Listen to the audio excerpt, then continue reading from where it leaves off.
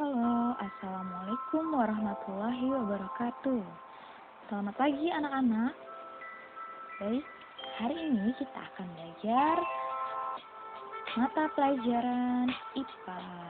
Nah, di sini sudah Ibu tulis materinya. Materi hari ini adalah sistem dan organ pencernaan manusia. Bisa kamu buka bukumu halaman 14. Nah, yang pertama, sistem pencernaan manusia. Proses pencernaan makanan pada tubuh manusia dapat dibedakan menjadi dua macam. Yang pertama, pencernaan mekanik. Yang kedua, pencernaan kimiawi atau enzimatik. Nah, yang pertama, pencernaan mekanik itu dilakukan menggunakan gigi, ya. Pencernaan mekanik menggunakan gigi. Kemudian yang kedua, pencernaan kimiawi atau enzimatik sudah pasti menggunakan enzim, ya. Nah, lanjut kita bahas ke organ pencernaan manusia. Nah, di sini sudah Ibu tampilkan organ pencernaan manusia. Nah, yang pertama, proses pencernaan dimulai sejak makanan masuk ke dalam mulut, ya. Nah, tadi di dalam mulut ini terjadi pencernaan mekanik dan pencernaan kimiawi. Ingat ya, pencernaan mekanik menggunakan gigi, kemudian pencernaan kimiawi menggunakan enzim atau air liur. Enzim itu dari air liur kita atau kelenjar ludah kita. Nah, enzim yang terdapat dalam mulut kita yaitu enzim pialin atau amilase. Fungsinya mengubah makanan dalam mulut yang mengandung zat karbohidrat menjadi gula sederhana atau maltosa. Nah, maltosa ini mudah dicerna oleh organ pencernaan selanjutnya. Nah, organ pencernaan selanjutnya adalah kerongkongan. Ya. Kerongkongan atau esofagus merupakan saluran penghubung antara rongga mulut dan lambung. Fungsinya apa sih kerongkongan? Fungsinya sebagai jalan bagi makanan yang telah dikunyah di mulut tadi menuju lambung. Nah, di dalam kerongkongan ini tidak terjadi proses pencernaan. Dia hanya penghubung, ya. Nah, dari kerongkongan ini, di dalam kerongkongan ini terdapat gerak peristaltik. Apa tuh gerak peristaltik? Kenapa disebut gerak peristaltik? Nah, karena di dalam kerongkongan ini terjadi gerakan otot yang memanjang dan melingkari dinding kerongkongan. Kemudian mengkerut secara bergantian. Jadi, gerak peristaltik adalah gerakan kembang kempis tenggorokan untuk mendorong makanan masuk ke dalam lambung. Kemudian, oh ya, sebelum kita lanjut, kamu harus membedakan kerongkongan dengan tenggorokan. Kalau tenggorokan itu jalur masuknya udara atau saat kita bernafas, ya.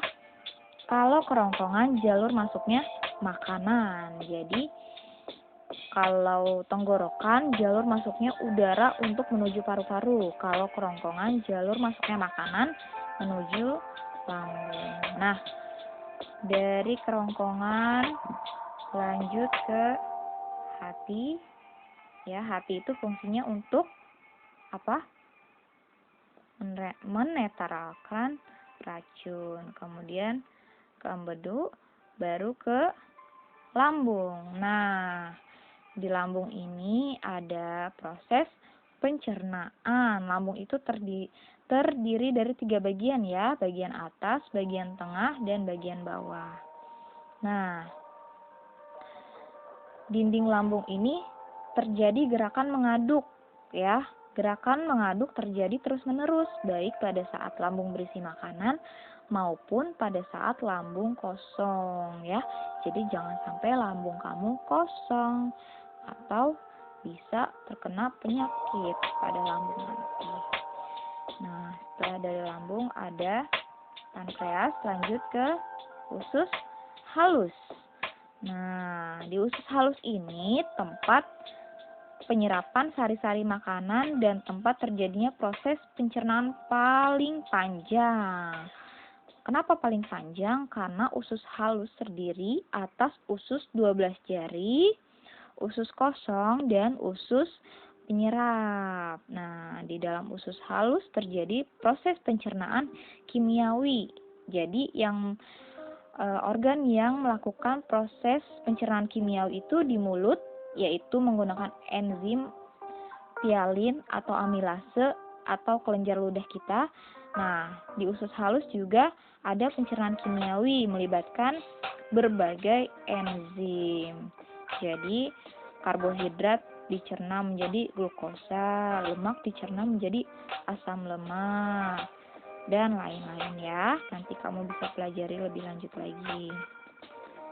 Kemudian, setelah usus halus, lanjut makanan kita diproses ke usus besar. Nah, makanan yang tidak dicerna di usus halus, misalnya selulosa bersama lendir, nah, dia akan menuju ke usus besar menjadi feses, ya.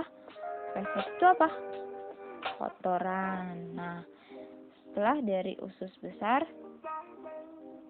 terakhir adalah anus. Anus itu merupakan lubang pembuangan feses dari tubuh, ya. Jadi makanan-makanan yang tidak memiliki sari makanan